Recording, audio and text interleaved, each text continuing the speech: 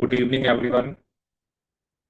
आज के इस लेक्चर के अंदर हम बैक्टीरियोफाज लैम्डा की लाइफ साइकिल की बात करेंगे। ठीक है, तो इसके अंदर बेसिकली क्या होता है कि जो बैक्टीरियोफाज लैम्डा है, ठीक है ना, उस वो आपका दो टाइप ऑफ साइकिल दिखाता है। एक होता है लाइटिक साइकिल, एक होता है लाइसोजेनिक। ठीक है, लाइटिक में क्या होता है, जैसे मान लो आपका जो वायरस ने इन्फेक्शन करा, उसके बाद वो बैक्टीरिया को लाइस करता है, मतलब कि मल्टीपल वायरसेस बनते हैं। ठीक है लेकिन जो लाइसोजेनिक होता है उसमें क्या होता है कि जो वायरस का जीनोम है वो बैक्टीरिया के जीनोम में जाके इंटीग्रेट हो जाता है। ठीक है ना, जैसे आप देख सकते हो यहाँ पर कि वायरस का जीनोम जैसे ये रेड में है और ये बैक्टीरिया का जीनोम ब्लू में है, तो उसके अंदर इंटीग्रेट हो गया। ठीक है, तो ये लाइफ साइकिल है ना, ये थोड़ी सी कॉम्प्लेक्स होती है। ठीक है, but C S I NET के अंदर इससे रिलेटेड क्वेश्चन आता है और इस बार भी एग्जाम के अंदर आ रखा था। और क्योंकि इसके अंदर मल्टीपल प्रोटीन्स हैं, बट उसको हम बेसिकली समझेंगे क्योंकि हमें लाइफ साइकिल को समझना जरूरी है। लाइफ साइकिल में मेनली हमने यही समझना है कि कब वो लाइसोजेनिक फेज में रहता है, कब लाइटिक फेज में रहता है। ठीक है, तो उसको हम समझेंगे। There are so many proteins which are involve. ठीक है, तो पहले थोड़ा सा बैक्टीरियोफाज लैम्डा के बारे में देखते हैं। बैक्टीरियोफाज जो लैम्डा होता है वो जनरली कॉम्प्लेक्स है। ठीक है, generally it is a complex but very extensively studied virus of E. coli. Because it has been the object of so much molecular genetic research, it was natural that right from the beginnings of gene manipulation, it should have been investigated and developed as a vector. Lambda जो bacteriophage होता है ना, उसको हम as a vector use करते हैं। ठीक है, अगर हम लैम्डा के डीएनए की बात करें, ठीक है, अगर हम इसको फाज पार्टिकल में से निकालते हैं तो लीनियर होता है।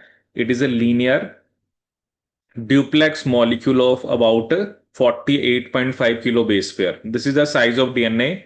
और हमने एंटायर सीक्वेंस को डिटरमाइन कर रखा है। ठीक है, एंटायर डीएनए सीक्वेंस हमें बताया है। इसमें क्या होता है ना, इसमें जो एंड होता है, जैसे इसमें क्योंकि ये डबल स्टैंडर्ड है, ईच एंड पे we have short single stranded 5 prime. ठीक है, जो एंड्स होते हैं डीएनए के, वहां पर 5 प्राइम प्रोजेक्शंस होती हैं 12 न्यूक्लियोटाइड्स की। ठीक है, और वो कॉम्प्लीमेंट्री होती हैं, जिसकी वजह से जो डीएनए है वो सर्कुलर स्ट्रक्चर में कन्वर्ट हो जाता है। ठीक है, एक्चुअली क्या होता है, जो बैक्टीरियोफाज लैम्डा है उसका डीएनए लीनियर है, लेकिन इसके अंदर हम क्या बोलते हैं कि इसके अंदर कुछ कोस साइड्स होती हैं। ठीक है, जब ये किसी बैक्टीरिया के अंदर जाता है तो वहां पर जाके ये क्या हो जाता है, it becomes a circular structure. ठीक है, बैक्टीरियोफाज लैम्डा का डीएनए लीनियर है, बट वायरस जब ये जिनोम बैक्टीरिया के अंदर जाता है तो कैसे हो जाता है ये सर्कुलर। ठीक है, अब देखो यहां पर हमें बेसिकली बहुत सारे ऐसे पॉइंट्स हैं जो समझने हैं। ठीक है, जैसे लिखा ना कि फंक्शनली जो रिलेटेड जीन्स हैं फाज लैम्डा के, वो क्लस्टर्ड होते हैं, मतलब वो एक साथ होते हैं, except for the two positive regulatory genes. ठीक है, दो पॉजिटिव रेगुलेटरी जीन्स होते हैं जिनका क्या नाम है, एन एंड क्यू। ठीक है, देखो क्या ना, अभी बस आप थोड़ा बहुत जैसे जैसे मैं आपको बता रहा हूं अभी आप उसको समझो, क्योंकि I will explain it again and again, क्योंकि इसमें बहुत सारे प्रोटीन्स आएंगे और उनके रोल आपको याद रखने पड़ेंगे। ठीक है, अभी सिंपली वो नेम्स बता रहा है, बट जब हम लाइफ साइकिल को डिटेल में पढ़ेंगे तब आपको क्लियर होगा। ठीक है, जैसे मान लो उसने हमें ऐसे लीनियर जिनोम दिखा रखा है। ठीक है, ये दिखा रखा है ना, जैसे लेफ्ट कोहेसिव टर्मिन है, ये राइट है। ठीक है, लेफ्ट में आप देख रहे हो कि जनरली हेड और टेल को बनाने वाले प्रोटीन्स हैं। देखो वायरस है, अगर नया वायरस बनाना है तो हेड और टेल बनाना पड़ेगा। ठीक है, जैसे देखो यहां पर पॉइंट लिखा भी हुआ है, जीन्स ऑन द लेफ्ट। वो कह रहा है कि जो जीन्स लेफ्ट पे हैं of the conventional linear map code for head and tail proteins of the phage particle, वो हेड और टेल प्रोटीन्स बनाते हैं। जो सेंट्रल रीजन में जीन्स है वो रिकॉम्बिनेशन। ठीक है, एक्चुअली रिकॉम्बिनेशन की बात हम करते हैं जब हमें लाइसोजिनाइजेशन करना होता है। लाइसोजिनाइजेशन का मतलब क्या है, जब वायरस का डीएनए बैक्टीरिया के जीनोम में जाके इंटीग्रेट हो जाता है। ठीक है, एक्चुअली दो मैंने आपको बताए। लाइसोजेनिक का मतलब है वायरस का डीएनए बैक्टीरिया के जीनोम में इंटीग्रेट हो गया, वहां पर हम रिकॉम्बिनेशन की बात करेंगे। लेकिन जो लाइटिक होता है उसमें it does not become part of the genome. ठीक है, और ये भी होता है कि मान लो पहले, मान लो लाइसोजेनिक है, वो लाइसोजेनिक से लाइटिक में स्विच भी कर सकता है। ऐसा नहीं है कि वो लाइसोजेनिक में ही रहता है। जैसे अभी अभी यहां पर मैंने आपको स्टार्टिंग में जो इमेज है यहाँ पे देखो, पहले लाइसोजेनिक है, इंडक्शन होता है, जैसे आपने ना कोई स्ट्रेस दिया, जैसे यूवी रेडिएशन से डैमेज करा, उसके बाद वो लाइसोजेनिक से फिर लाइटिक में स्विच हो जाता है। ठीक है ना, इंडक्शन। ठीक है, अब इसमें क्या ना, इसमें यही सबसे जो पॉइंट्स है ना कि लाइसोजेनिक में कब रहता है, लाइटिक में कब रहता है, कौन से प्रोटीन्स का रोल होता है, वो मेन है समझना है यहाँ पे। ठीक है, अभी तो मैंने जनरल बताया आपको। तो यहाँ पर अभी तक हमने एक एन की बात करी, एक क्यू की बात करी।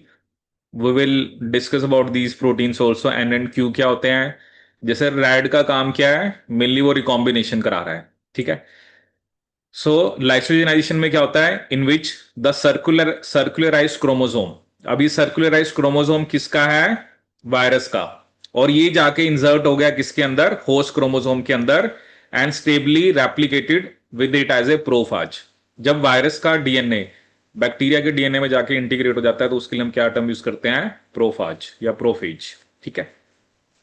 अब देखो, कहता है जो much of the central reason है, ठीक है, उसमें जीन्स हैं, बट वो ना फाज की ग्रोथ के लिए एसेंशियल नहीं है।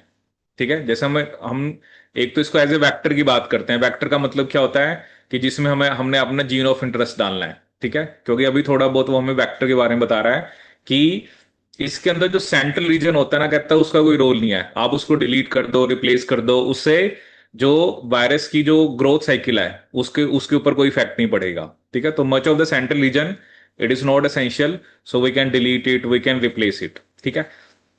To the right of central reason.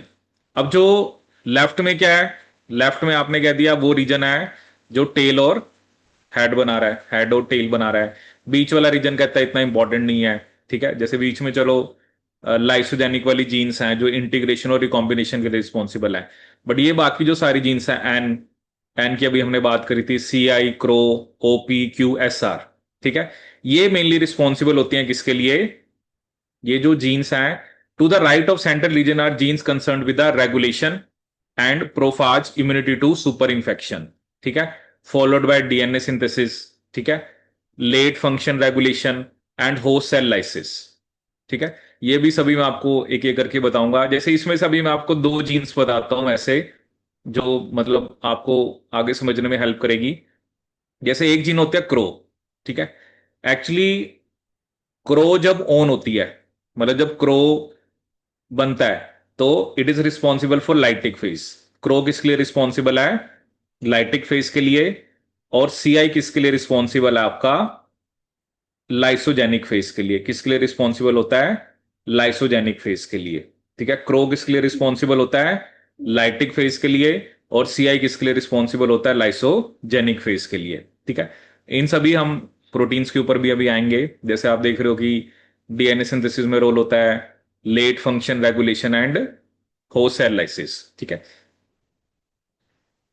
देखो इसमें होता क्या ना कि जो लाइटिक साइकिल है, जैसे एक तो लाइसोजेनिक है, क्योंकि लाइसोजेनिक में तो जो वायरस का डीएनए है वो बैक्टीरिया के डीएनए का पार्ट बन गया। ठीक है। कहता है जो लैम्डा, जो लाइटिक साइकिल होती है उसमें जो लैम्डा की ट्रांसक्रिप्शन है उसमें ना थ्री स्टेजेस होती हैं। एक होती है अर्ली, मिडल एंड लेट। ठीक है। अर्ली मतलब अर्ली ट्रांसक्रिप्शन लाइटिक साइकिल को एस्टेब्लिश करती है। अब देखो क्या ना, अब ये तो बैक्टीरिया, मतलब बैक्टीरिया के अंदर वायरस का जीनोम चला गया। ठीक है। अब क्या है, दोनों हो सकते हैं, या तो वो लाइटिक दिखाएगा या लाइसोजेनिक दिखाएगा। ठीक है। कहता है जो स्टेजेस हैं, अर्ली स्टेज में क्या होता है कि वो अर्ली ट्रांसक्रिप्शन ये एस्टेब्लिश करती है कि वो लाइटिक साइकिल में रहे। ठीक है। Middle gene product replicate and recombine the DNA, क्योंकि आपको डीएनए की रेप्लिकेशन करनी पड़ेगी। ठीक है। अभी हम सिर्फ यहां पे लाइटिक की बात कर रहे हैं। पहले पहले तो ये एस्टेब्लिश करो कि उसको लाइसोजेनिक में जाना है या लाइटिक में जाना है। दूसरा वो क्या कह रहा है, मिडल जीन के जो प्रोडक्ट हैं वो रेप्लिकेट और डीएनए को रिकंबाइन करते हैं। और लेट जीन जो प्रोडक्ट है वो पैकेज करते हैं डीएनए को मैच्योर फाज पार्टिकल्स के अंदर। इसका मतलब हम लाइटिक फेज की बात कर रहे हैं। ठीक है। ठीक है। अब इसमें क्या होता है ना, अगर आप ये डायग्राम देखोगे, ठीक है, तो it is a very complex. जैसे इसमें ना, अभी मैं थोड़ा सा आपको बता रहा हूं, जैसे अर्ली ट्रांसक्रिप्ट, अर्ली ट्रांसक्रिप्ट मान लो स्मॉल साइज के हैं। ठीक है। तो वो अर्ली अर्ली स्टेज है। लेकिन अगर थोड़ा सा और लॉन्ग ट्रांसक्रिप्ट बना तो वो मिडिल ट्रांसक्रिप्ट हैं। जैसे उसमें क्या हो रहा है कि थोड़ा सा आपका मतलब साइज बढ़ जाएगा। ठीक है। और एक उसने क्या शो कर रखे हैं, लेट ट्रांसक्रिप्ट।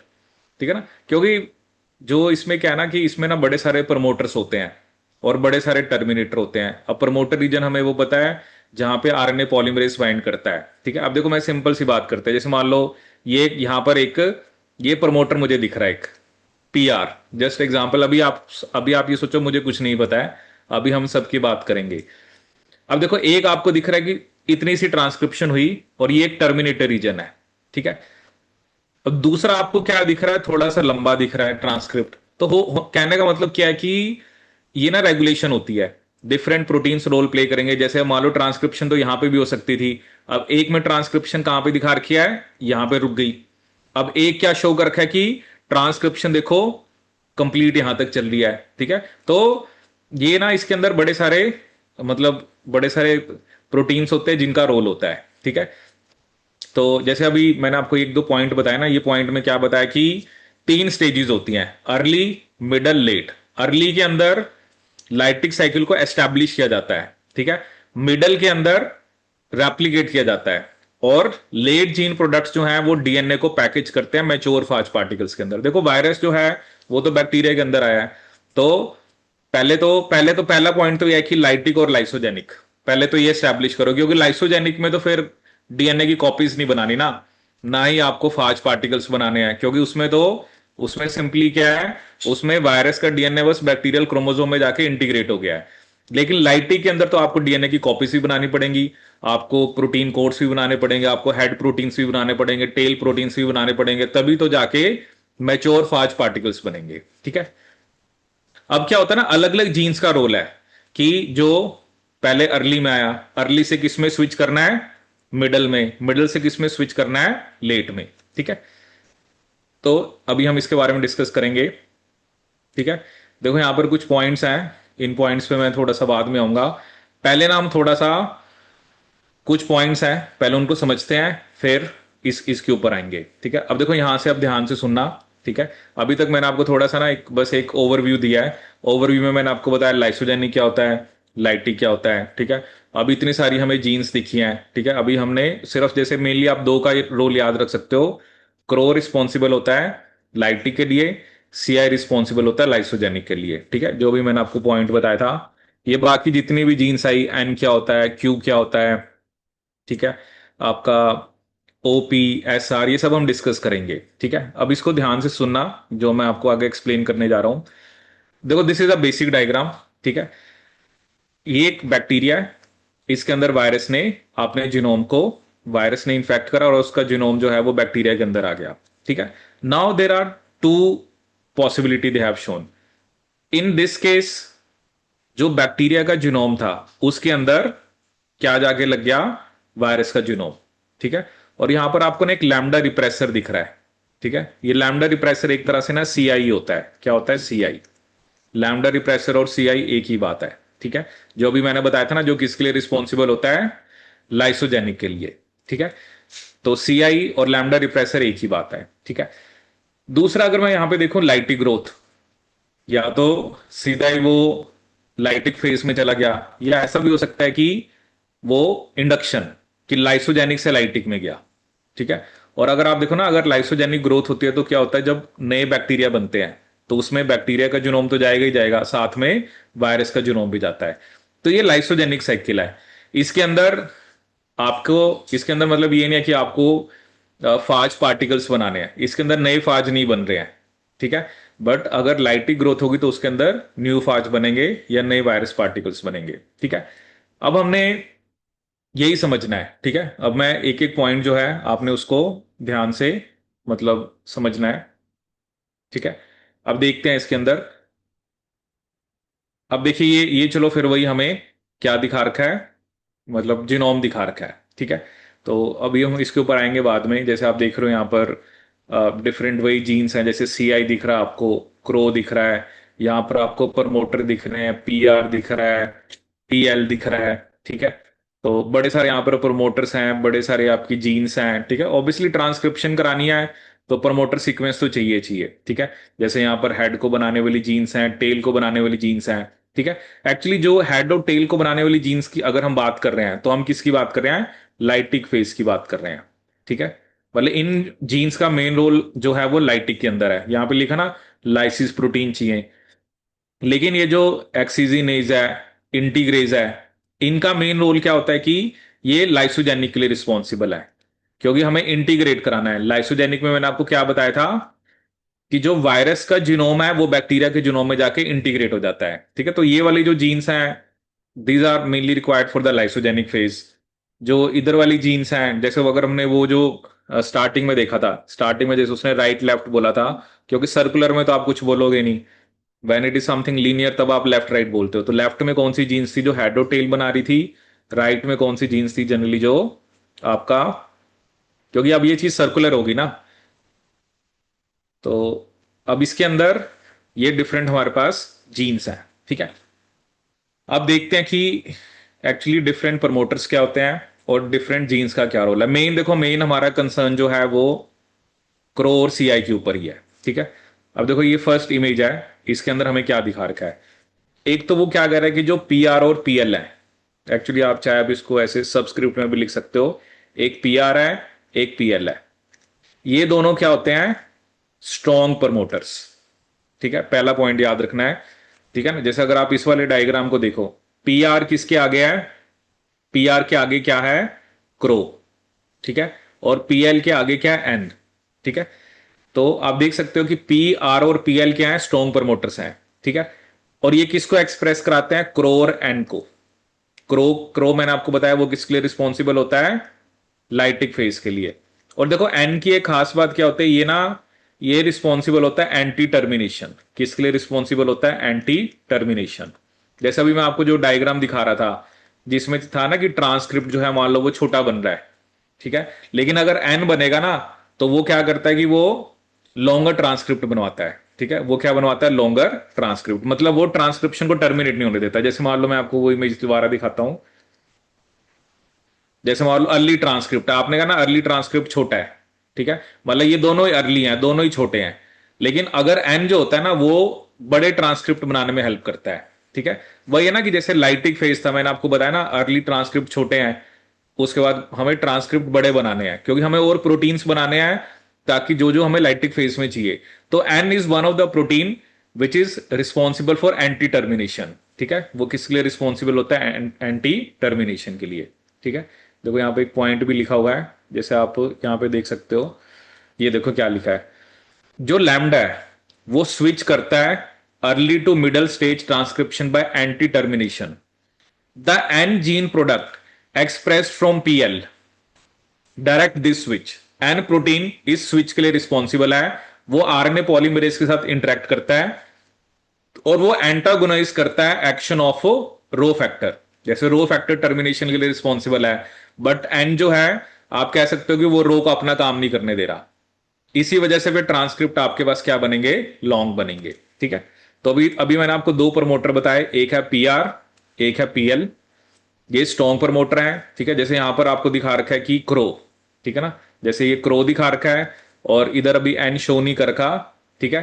तो अगर पी आर और पीएल के ऊपर आरएनए पॉलीमरेज आके लग रहा है और ट्रांसक्रिप्शन हो रही है, तो वो लाइटिक फेज के लिए रिस्पॉन्सिबल है। किसके लिए रिस्पॉन्सिबल है, लाइटिक के लिए, ठीक है। और ये दोनों प्रमोटर कैसे हैं, स्ट्रॉन्ग, ठीक है। अब एक प्रमोटर का नाम है पी आर एम, एक प्रमोटर का क्या नाम है, पी आर एम। ये एक वीक प्रमोटर है, ये कैसा प्रमोटर है, वीक। और ये किसको एक्सप्रेस कराता है, सीआई को। ये किसको एक्सप्रेस कराता है, सीआई को, ठीक है। अब पहला पॉइंट हमें ये याद रखना है, देखो पहले मैंने आपको बताया क्रो होगा तो लाइटिक होगा, सीआई होगा तो लाइसोजेनिक होगा।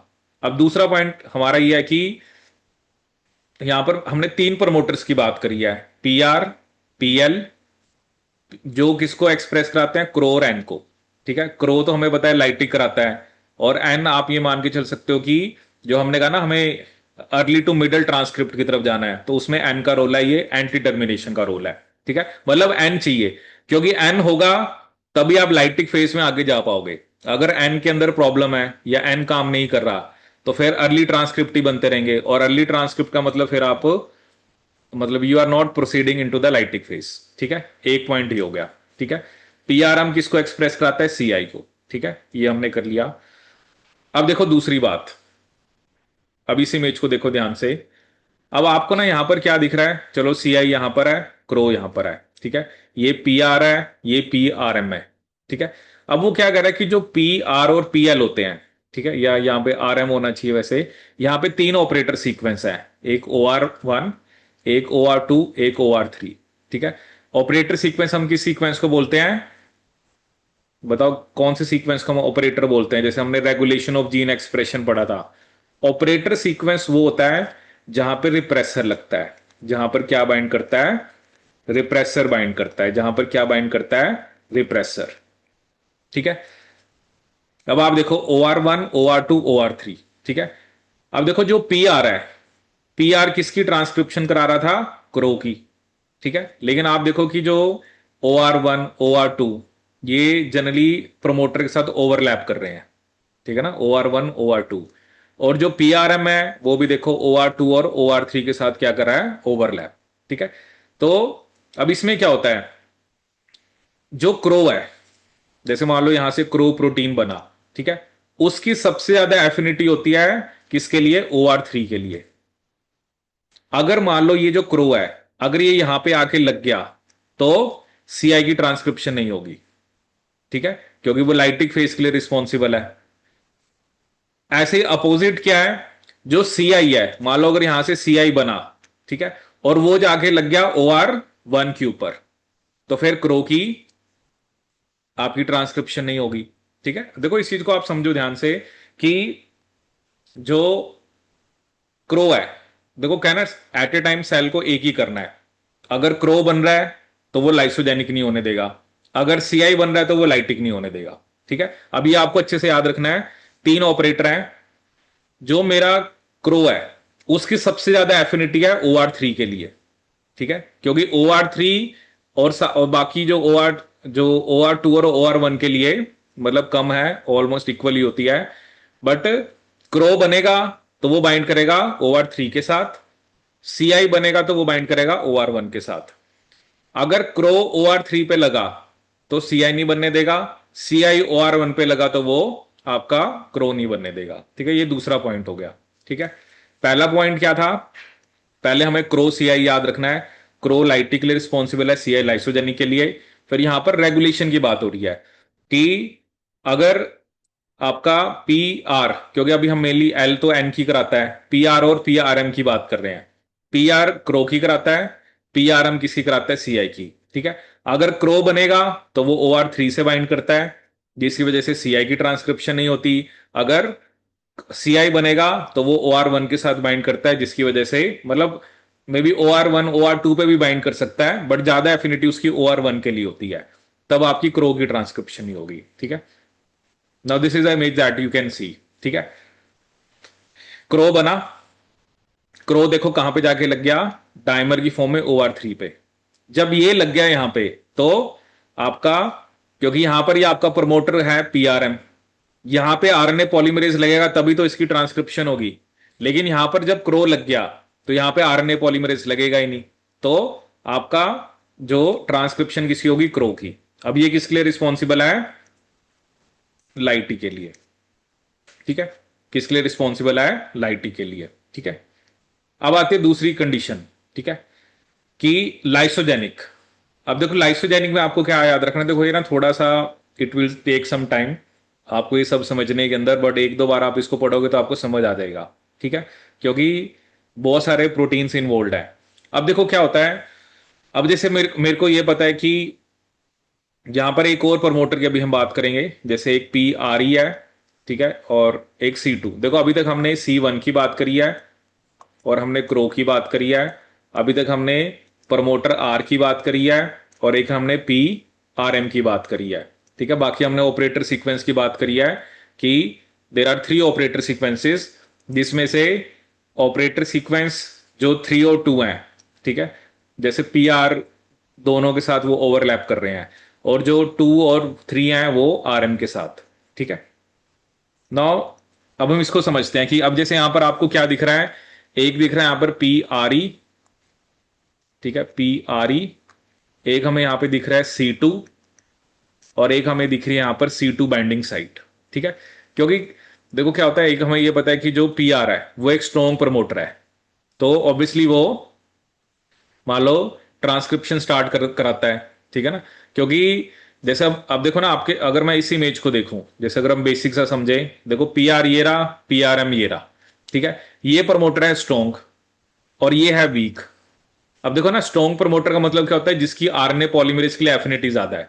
इस हिसाब से तो फिर लाइसोजेन लाइटिक ही जाना चाहिए, क्योंकि पी आर स्ट्रॉन्ग प्रमोटर है, मतलब स्टार्टिंग में तो लाइटिक ही स्टार्ट होगा, क्योंकि वो क्रो को बनाएगा। लेकिन ऐसे हम कैसे स्विच करें कि वो लाइटिक ना दिखा के लाइसोजेनिक दिखाए, ठीक है। लाइटिक ना दिखा के क्या दिखाए, लाइसोजेनिक। अब मान लो यहां से जो पी आ रहा है, मान लो बीच में आपकी क्रो जीन है, ठीक है, बीच में आपकी कौन सी जीन है, यहां पर ये क्रो है, ठीक है। बट आगे, उसके आगे ना एक सी टू जीन है, ठीक है। मतलब ये थोड़ा सा, मतलब these are very unstable things, ठीक है। जैसे सी टू है, अब सी टू जो होता है ये आके बाइंड कर जाता है कहां पर, जहां पर एक सी टू बाइंडिंग साइट है। और उस केस में क्या होता है ना, फिर जो ट्रांसक्रिप्शन है वो अपोजिट डायरेक्शन में होने लग जाती है। जैसे क्या ना, अगर आपको तो क्रो की ट्रांसक्रिप्शन करानी है, तो आरएनए पॉलीमरेज को इधर इधर ट्रांसक्रिप्शन करानी थी। लेकिन ये जो सी टू होता है, ये सी टू मेनली रिस्पॉन्सिबल है। ये सी टू जब डीएनए के साथ आगे लगता है, तो आरएनए पॉलीमरेज अपोजिट डायरेक्शन में ट्रांसक्रिप्शन करने लग जाएगा, ठीक है। मे बी अब उससे क्या होगा, क्योंकि क्रो तो क्रो के लिए तो आपको इस डायरेक्शन में बनाना था, अब किसकी ट्रांसक्रिप्शन होने लगी, सीआई की। तो सी टू रिस्पॉन्सिबल है। सी टू, ये बड़ी अनस्टेबल चीजें होती हैं। सी टू जब डीएनए से बाइंड करता है तो ट्रांसक्रिप्शन की डायरेक्शन अपोजिट हो जाती है, तब क्या बनेगा मेरा, सी वन। मतलब C two is responsible for the lysogenic phase, ठीक है। जब, अगर, मतलब पहला पॉइंट क्या है, मुझे सीआई बाद में तो चाहिए ही चाहिए, ठीक है। लेकिन जो सी टू है वो रिस्पॉन्सिबल है कि सीआई बने। सी टू रिस्पॉन्सिबल है कि सीआई बने, ठीक है। अगर सी टू नहीं होगा तो फिर सीआई बनेगा ही नहीं। अब देखो सीआई बन गया, तो जैसे आप सीआई की आप देख रहे हो कि इसका स्ट्रक्चर देख रहे हो, इसमें क्या होता है ना, जैसे ये एक सीआई का स्ट्रक्चर है, like it is like a dumbbell. इसमें क्या होता है ना, इसमें डीएनए बाइंडिंग साइट होती है, एक्टिवेशन डोमेन होता है, डाइमराइजेशन होती है, टेट्रामेराइजेशन होती है। जैसे आप देख रहे हो ना, ये चार है। ये अब यहां पे शो नहीं कर रखा, अदरवाइज ये कौन सा होगा आपका, जो हमने ऑपरेटर दिखाया था, ये वन होगा और ये टू होगा, जो भी मैंने आपको डायग्राम में दिखाया था, ठीक है।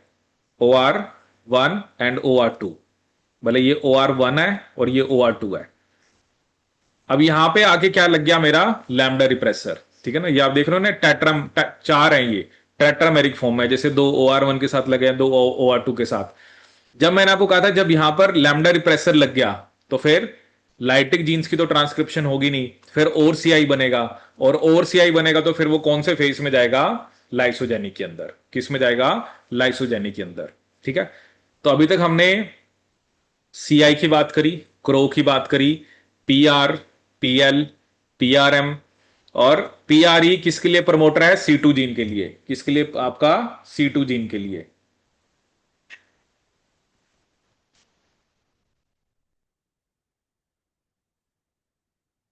किसके लिए है आपका, सी टू जीन के लिए। किसके लिए है ये, सी टू जीन के लिए। अब सी टू जीन अगर बनेगा उसका प्रोडक्ट, तो वो ट्रांसक्रिप्शन को, जैसे आप देख रहे हो ना कि ट्रांसक्रिप्शन अपोजिट डायरेक्शन में होने लगी, जिसकी वजह से आपका सीआई बनेगा। सीआई एक लैम्डा रिप्रेसर है, मैंने बताया ना, CI and lambda repressor means the same thing, ठीक है। वो जाके बाइंड करेगा O R one O R two पे, और आपका ट्रांसक्रिप्शन होगी कौन सी जीन की, सीआई जीन की, ठीक है।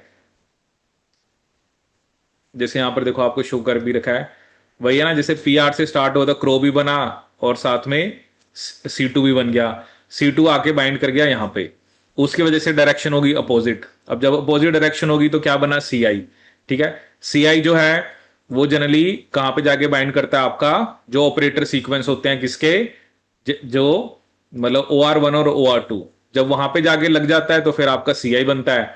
लिखा ना कि सी आई ऑपरेटर भी लिख रहा है, यहाँ पे उसने वो नहीं दिखाया कि ओ आर वन और ओ आर टू के साथ लगता है। और इस तरह से वो लाइसोजेनिक फेस में है। कौन से फेस में है, लाइसोजेनिक फेस में, ठीक है। जैसे क्वेश्चन मैं आपको दिखाता हूं, जैसे मान लो ये क्वेश्चन है, ठीक है। अब देखो उसने मुझे क्या कहा, कि जो बैक्टीरियोफाज के लैम्डा प्रोटीन्स हैं, जैसे उसमें सीआई होता है और क्रो होता है, they are critical regulators of lysogenic and lytic cycles of bacteriophage, ठीक है। क्रो किसके लिए रिस्पॉन्सिबल है, लाइटिक के लिए, सीआई किसके लिए रिस्पॉन्सिबल है, लाइसोजेनिक के लिए। These proteins bind to the rightward operator region, जिसमें OR1 है, OR2 है, OR3 है। ठीक है। Which of the following statements about the regulation by CI and Cro protein is correct. हमें बताना कि कौन सी स्टेटमेंट CI और जो क्रो प्रोटीन है उनकी रेगुलेशन के बारे में करेक्ट है। ठीक है। पहला उसने क्या लिखा है, जो क्रो है वो OR3 के साथ बाइंड करता है, Cro binding to OR3 activates expression of CI। ये सही है गलत है? क्रो की बाइंडिंग OR3 पे CI की एक्सप्रेशन को एक्टिवेट करती है। इज इट ट्रू और इज इट करेक्ट और इनकरेक्ट?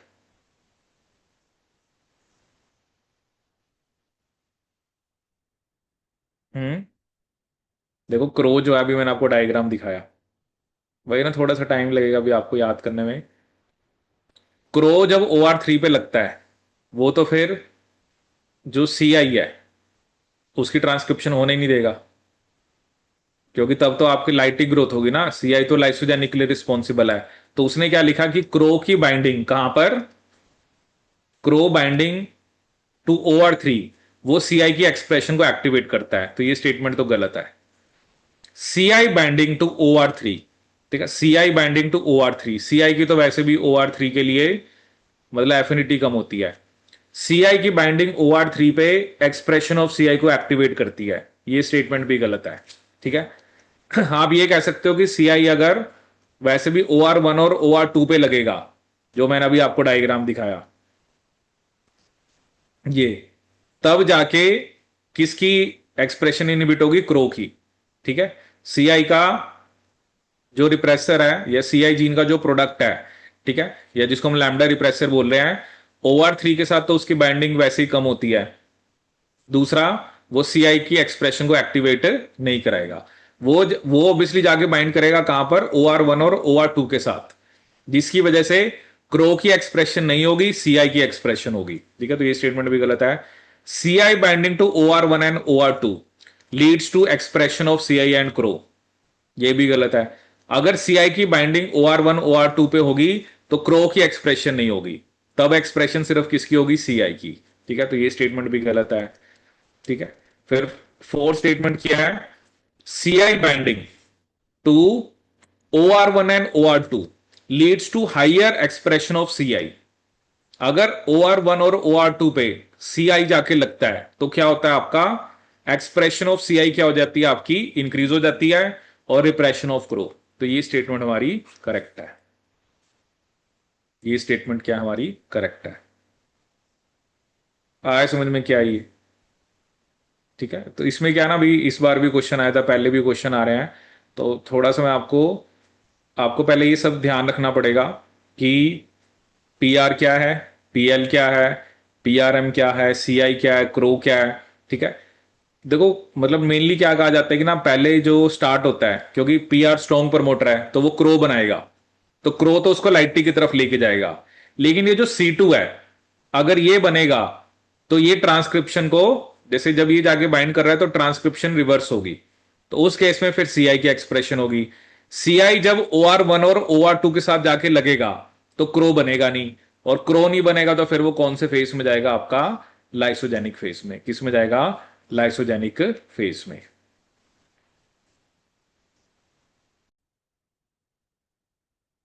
ठीक है। तो इसमें हमने ये डिस्कस किया आपका कि लाइसोजेनिक एंड लाइटिक।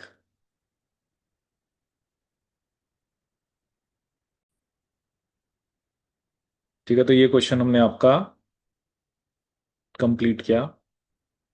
अब इसमें एक दो पॉइंट्स हो रहे हैं जो मैं आपको बताता हूँ, फिर एक दो क्वेश्चन और देखेंगे। ठीक है।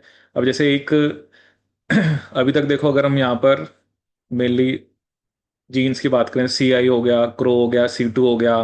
ठीक है। उसके अलावा जैसे हमने N की बात कर ली, फिर हमने एक बात करी थी Q की। ठीक है। अब देखो Q क्या होता है, जो जीन Q होता है वो एक्सप्रेस्ड होता है distal portion of the extended PR transcript. ठीक है। जैसे अब देखो Q कहां पर है, इसके अंदर Q आपका यहां पर है। अब देखो ना, और लंबा आपको ट्रांसक्रिप्ट बनाना है, दिख रहा है ना आपको, लंबा ट्रांसक्रिप्ट। तो जैसे जो Q होता है ना, ये रिस्पॉन्सिबल होता है कि मिडल टू लेट स्विच के लिए। जैसे सबसे पहले हमने बात करी थी कि पहले अर्ली होता है, अर्ली से मिडल ले जाने में काम होता है एन का। क्यू का काम होता है मिडल टू लेट स्विच, ठीक है।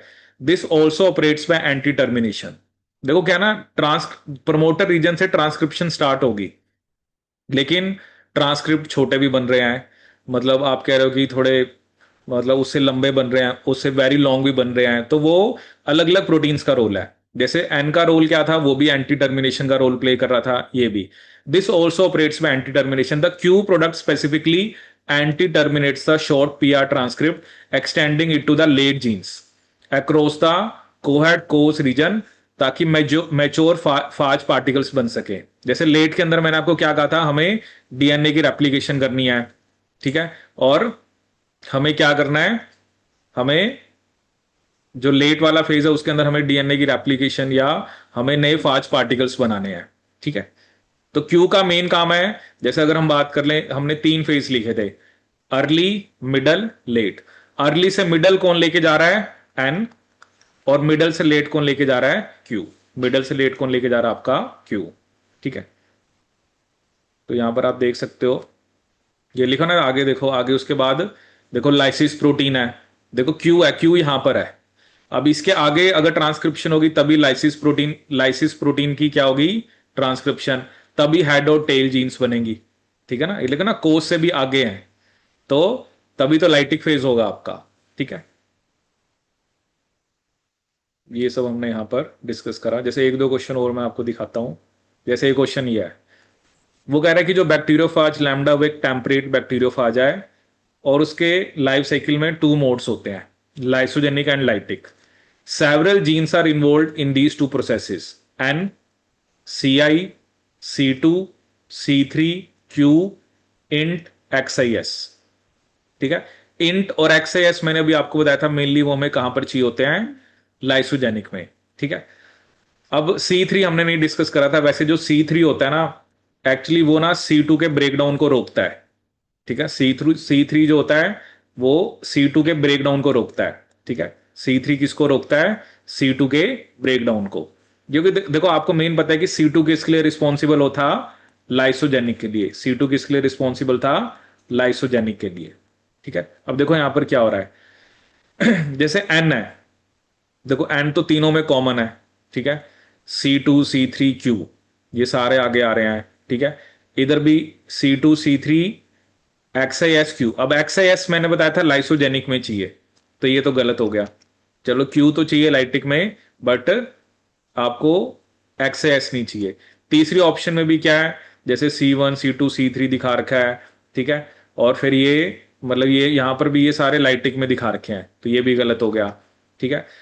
और यहां पर मेनली क्या दिखा रखा है, जैसे एन, देखो एन जो है ना वो तो सभी सभी के, मतलब वो लॉन्ग ट्रांसक्रिप्ट बनवा रहा है, जिसकी वजह से C2, C3 सब बनना चाहिए, ठीक है। अब इसमें अगर हम देखें तो जैसे देखो C2, C3, Q, अभी मैंने बताया कि C3 क्या होता है, वो C2 के ब्रेकडाउन को रोकता है, मतलब वो पॉजिटिवली या तो उसको रेगुलेट करता है। और आगे CI और INT, इन दोनों का किसमें रोल है, लाइसोजेनिक में, ठीक है। तो ये ऑप्शन हमारी क्या बनेगी, करेक्ट, ठीक है। अब देखो क्या ना, यहां पर दिखा रखा है NQ, ठीक है। देखो वैसे भी ना N अलग तरह अलग रोल है, Q का अलग रोल है, ठीक है। चलो ये हो सकता है कि C3, C2, बट N जो है वो C2, C3 और Q, क्योंकि N जो है वो एंटी टर्मिनेशन के लिए रिस्पॉन्सिबल है, ठीक है। देखो ना यहां पर अगर मैं डायग्राम देखूं, क्योंकि आप देखो कि जो C2 है वो इस तरफ है, C3 इस तरफ है, ठीक है। और हमारा Q इस तरफ है, तो N जो है ना वो लॉन्ग ट्रांसक्रिप्ट बना रहा है, तो मे बी जैसे यहां पे लगा तो वो C2 भी बना रहा है, आगे Q भी बनाएगा, ठीक है। इधर वो N है वो C3 भी बनाएगा, ठीक है। तो इसका आंसर क्या बनेगा आपका, फर्स्ट, ठीक है। अब एक क्वेश्चन जो इस बार एग्जाम आया था वो हम डिस्कस करते हैं। एक क्वेश्चन उसने क्या दिया, ए लैम्डा बैक्टीरियोफाज है, वो इंटीग्रेट हो गया किसके जीनोम में जाके, इकोलाई के, और वो लाइसोजेनिक है, ठीक है। Upon UV irradiation it is expected that lytic cycle will be induced, ठीक है। जैसे देखो मैंने आपको बिल्कुल स्टार्टिंग में डायग्राम दिखाया था जब हम यूवी रेडिएशन देते हैं ना, एक्चुअली क्या होता है ना, फिर एसओएस रिस्पॉन्स एक्टिवेट हो जाता है। एक तरह से ये एक रिस्पॉन्स होता है, और ये रिस्पॉन्स क्या करता है, मेनली ये रिस्पॉन्स जब आता है तो सीआई की डिग्रेडेशन होती है। सीआई की क्या होती है, डिग्रेडेशन। जैसे ही मान लो अल्ट्रावायलेट रेस आई, तो उसने एसओएस रिस्पॉन्स एक्टिवेट करा। एसओएस रिस्पॉन्स सीआई को डिग्रेड कराता है। अब सीआई डिग्रेडेशन का मतलब क्या हुआ, लाइसोजेनिक नहीं होगा, वो लाइटिक में चला जाएगा। ठीक है, तो वो कह रहा है कि जब हम यूवी रेडिएशन देते हैं तो लाइटिक साइकिल इंड्यूस होती है। अब वो कह रहा है कि due to mutation that have occurred as a result of UV irradiation, जैसे कहते हैं यूवी इरेडिएशन से कुछ म्यूटेशन हुई, and you find that the lambda bacteriophage remain in the lysogenic state. मतलब यूवी रेडिएशन देने के बाद भी वो लाइसोजेनिक स्टेज में है, क्योंकि इसका मतलब यूवी रेडिएशन ने कुछ और जीन में म्यूटेशन कर दी, जिसकी वजह से वो लाइसोजेनिक में ही रह रहा है, और लाइसिस क्या हो गया आपका, impaired. Mutations in the following genes have been proposed to explain this observation. पहला क्या है, सीआई जीन। सीआई जीन के अंदर जो प्रोटीएज क्लीवेज साइट है, जैसे क्या हमने क्या कहा, जब ये रिस्पॉन्स होता है तो जो सीआई है उसके अंदर एक प्रोटीएज क्लीवेज साइट है। मतलब जब वहां पर आके प्रोटीएज लगता है तो सीआई की डिग्रेडेशन होती है। लेकिन अगर सीआई के प्रोटीएज क्लीवेज साइट के अंदर म्यूटेशन हो जाए तो क्या होगा, वहां पर वो प्रोटीएज आके लगेगा नहीं। प्रोटीएज नहीं आके लगेगा तो सीआई एक्टिव रहेगा, और सीआई एक्टिव रहेगा तो वो लाइसोजेनिक कराएगा। ठीक है, तो एक ये रीजन हो सकता है। जैसे एक सीआई है ना, सीआई एक प्रोटीन है, जैसे वो हमने पढ़ा था कि एक तरह से लैम्डा रिप्रेसर है। उसके अंदर जो प्रोटीएज क्लीवेज साइट है, अगर वो म्यूटेट होने के बाद प्रोटीएज उसको क्लीव नहीं कर पाएगा, तो इस केस में सीआई क्या रहेगा, एक्टिव, तो वो लाइसोजेनिक में रहेगा। एक ही हो सकता है। C2 जीन जो डीएनए से बाइंड करता है, C2 हमने देखा था ना, C2 बाइंडिंग साइट थी। अब C2 तो रिस्पॉन्सिबल है लाइसोजेनिक के लिए, लेकिन अगर C2 में म्यूटेशन हो जाए तो फिर लाइसोजेनिक नहीं होगा। तो अगर उसके डीएनए बाइंडिंग साइट में म्यूटेशन होगी तो फिर वो लाइसोजेनिक में नहीं होगा। ये गलत है, क्योंकि हमें तो उसको लाइसोजेनिक स्टेट में रखना है। C2 में म्यूटेशन होने की वजह से, कौन सी जगह पे म्यूटेशन, डीएनए बाइंडिंग साइट, अगर C2 डीएनए से लगा ही नहीं फिर तो वो लाइसोजेनिक में रहेगा ही नहीं। ठीक है, फिर एक होता है रैक के। एक्चुअली हम ये भी पढ़ते हैं रिकॉम्बिनेशन में इसका रोल होता है। एक्चुअली रैक ए बिना सीआई की डिग्रेडेशन कराता है। जो रैक के होता है ना, वो भी सीआई की डिग्रेडेशन कराता है। मतलब ये को प्रोटीज होता है, दूसरे प्रोटीन के साथ मिलके ये डिग्रेडेशन कराता है। अब इसमें म्यूटेशन होगी तब भी सीआई की डिग्रेडेशन नहीं होगी, क्योंकि यहां पर हमें म्यूटेशन की बात कर रहा है। अगर रैक ए के अंदर रैक के नॉर्मली सीआई की डिग्रेडेशन कराता है, लेकिन अगर रैक ए के अंदर म्यूटेशन होगी तो सीआई की डिग्रेडेशन नहीं होगी, तो वो लाइसोजेनिक में रहेगा। ठीक है, तो सी भी होगा। बाकी ये जो R U V A gene होता है ना, इसका रोल अलग होता है जेनेटिक रिकॉम्बिनेशन वगैरह में, या कुछ जो हॉलीडे जंक्शंस वगैरह बनते हैं ना, उसमें रोल होता है। तो यहां पर तो उसका रोल ही नहीं होता। तो इसका आंसर क्या बनेगा, ए एंड सी। ठीक है, तो ये इस बार पेपर में क्वेश्चन आया था। मतलब आपने क्या याद रखना है, जब एसओएस रिस्पॉन्स होता है तो सी आई की क्लीवेज होती है, सी आई डिग्रेड होता है। ठीक है, मान लो ये मेरा सी आई है, और इसके अंदर ना एक बाइंडिंग साइट है जहां पर प्रोटीएज आके लगता है। प्रोटीएज आके लगेगा तब इसकी डिग्रेडेशन होगी। लेकिन इसकी जो प्रोटीएज क्लीवेज साइट है, अगर वहां पे म्यूटेशन होगी तो आपका ये आके लगेगा ही नहीं, तो सीआई डिग्रेड नहीं होगा। दूसरा वो कह रहा है जो रैक ए जीन है, रैक ए जीन भी सीआई की डिग्रेडेशन कराती है। ठीक है, मे बी और भी प्रोटीन इन्वॉल्व होते हैं, लेकिन अगर रैक ए के अंदर म्यूटेशन है तो वो सीआई की डिग्रेडेशन नहीं कराएगा, तो लाइसोजेनिक में रहेगा। देखो, डायरेक्टली और इनडायरेक्टली सब चीजें आपको ये ध्यान रखने की, लाइसोजेनिक में मुझे क्या चाहिए, लाइटिक में मुझे क्या चाहिए। लाइसोजेनिक के लिए मुझे सीआई चाहिए, C1 चाहिए, C2 चाहिए। ठीक है, लाइटिक के लिए मुझे मिली क्रो चाहिए। ठीक है, जैसे ये क्वेश्चन अभी हमने करा, एन एन जो होता है वो इन सबको क्या करा रहा है, बना रहा है। ठीक है, उसके बाद C3 जैसे C2 को एक्टिवेट करता है। मतलब एक तरह से क्या होता है ना, C3 C2 की डिग्रेडेशन नहीं होने देता। ठीक है ना, क्योंकि C2 अगर, जैसे नॉर्मली अगर C2 है, मान लो वो डिग्रेड हो रहा है, तो C2 डिग्रेड हो गया तब भी लाइसोजेनी नहीं होगी। ठीक है, लेकिन जो C2 है, C3 C2 को डिग्रेड नहीं होने देता, जिसकी वजह से वो कौन से फेज में रहता है आपका, आपका C2 एक्टिव रहेगा तो फिर आगे लाइसोजेनी होगी। ठीक है।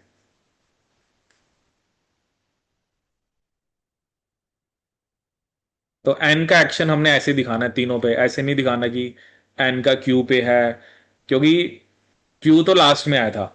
एन का रोल क्या था?